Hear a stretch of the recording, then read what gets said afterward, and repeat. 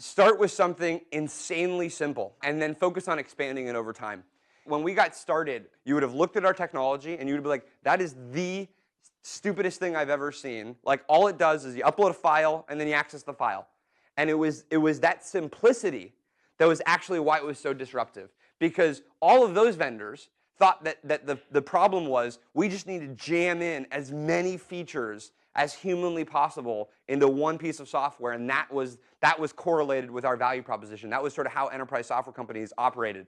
We said, actually, the fewer features, the simpler set of functionality in one place is actually going to be our value proposition. And if you were in classic enterprise software, you would have looked at our product and you would have thought it was a toy, essentially. You would have been like, that is never going to serve enterprises. It's not going to serve regulated businesses. It's not going to serve complex workflows. And what they didn't recognize was that was just the start. That was just our day one use case. That was the day one thing that we were trying to solve. So the instinct and the tendency, and this still happens today, like at our company 12 years later when we've learned this, I think so directly, you still have this tendency. Anybody in this room that goes out and brainstorms, like, how can we build a big enterprise software company? You're going to brainstorm by like listing out lots and lots and lots of things. You're going to list out lots and lots and lots of features, but that's not actually how you're going to be successful. You're going to be successful by nailing one use case that just happens to be a use case that everybody has a massive problem with.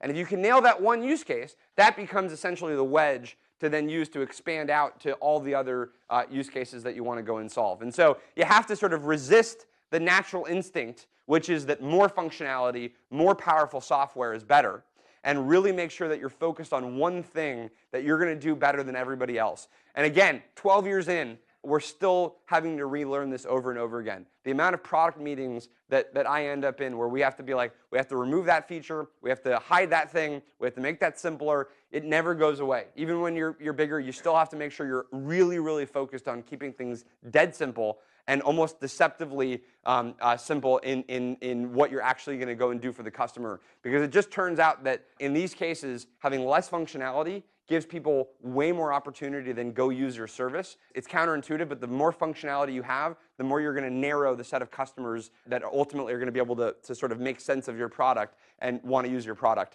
So that's the first